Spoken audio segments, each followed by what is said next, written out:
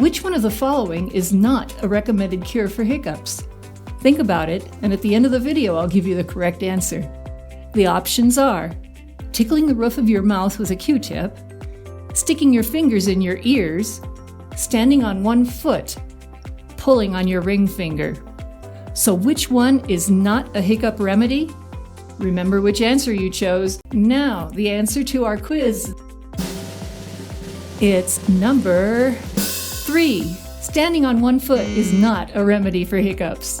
All of the others could actually work.